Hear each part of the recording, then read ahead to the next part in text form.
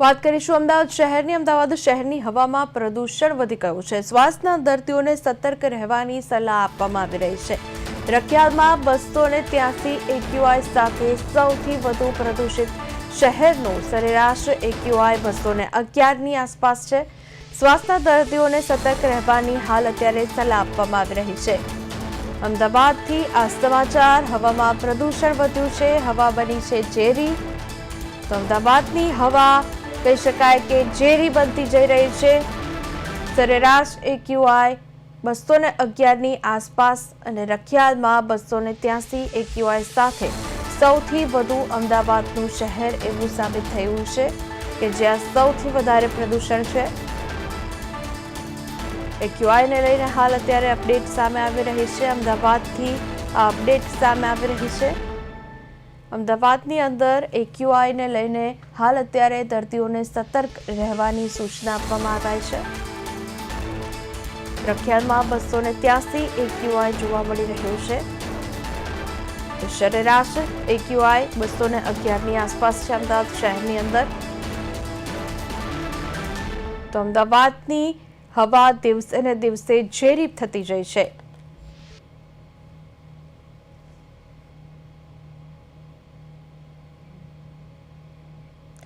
તો સંવાદદાતા હિમાંશુ પરમાર લાઈવ જોડાયા છે। હિમાંશુ, અમદાવાદની આ સમાચાર સામે આવી રહ્યા છે। અમદાવાદની અંદર AQI નું સ્તર 283 સામે આવી રહ્યું છે।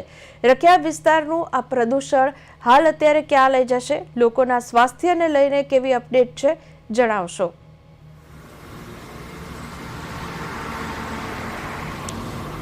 જી વિની, જે દિલ્હી બાદ જે ગુજરાતનું જે પોલ્યુશન છે તે ખતરનાક બની રહ્યું છે અને સાથે સાથે જે ગુજરાતનો જે એર ક્વોલિટી ઇન્ડેક્સ છે તેમાં જે અમદાવાદ શહેર છે, અમદાવાદ શહેર 200 જે AQI છે તેની પાર પહોંચી ગયો છે, જેને લઈને જે ગુજરાતની હવા છે અને અમદાવાદની હવા છે તે ઝેરી બની છે।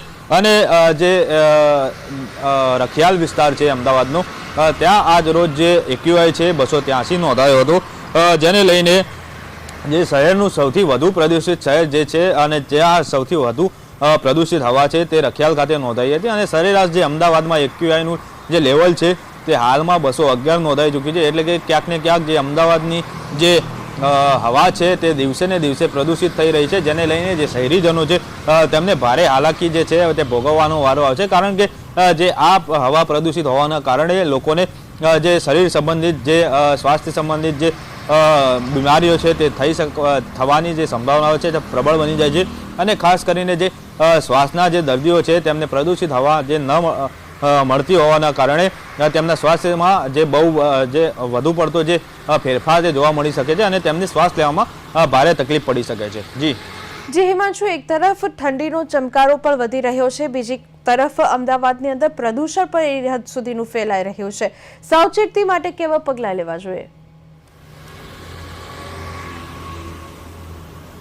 જી ચોક્કસથી જે કોર્પોરેશન દ્વારા જે અમુક જે કરોડો રૂપિયાનો જે ફાળો આપવામાં આવ્યો હતો અને જે અમદાવાદની જે શહેર જે AQIનું લેવલ જાળવી રાખવા માટે જે કરોડો રૂપિયા ખર્ચવામાં આવતા હોય છે, પરંતુ ક્યાંક ને ક્યાંક જોઈ શકો છો કે દિવસે ને દિવસે અમદાવાદ શહેરનું જે AQI છે તે વધી રહ્યો છે અને જે તંત્ર દ્વારા જે કામગીરી કરવાની હોય છે તે ચોક્કસપણે તેમની નિષ્ફળતા દેખાઈ રહી છે। અને સાથે સાથે લોકોને પણ કાળજી લેવી જોઈએ કે તેઓ બહાર જાય તો પોતે માસ્ક પહેરીને નીકળે અને સાથે સાથે તેઓ પોતાના જે ઘરમાં છે તે એર પ્યોરિફાયર સહિતની જે સુવિધાઓ છે તે રાખે, જેથી તેમને ઘરમાં પણ જે ઘરમાં પોતાને જે પ્રદૂષિત હવા છે તે ન મળે અને જે શુદ્ધ હવા છે તેઓ પોતાની લે અને જેથી તેમનું સ્વાસ્થ્ય જળવા રહે। અને સાથે સાથે જો એર પ્યોરિફાયર સિવાય પણ જો તમે શુદ્ધ હવા લેવા માગતા હો તો તમે તમારા ઘરના જે બારી બારણા જે બંધ છે એ બંધ કરીને પોતે જે શુદ્ધ પ્રદૂષિત વધુ જે હવા છે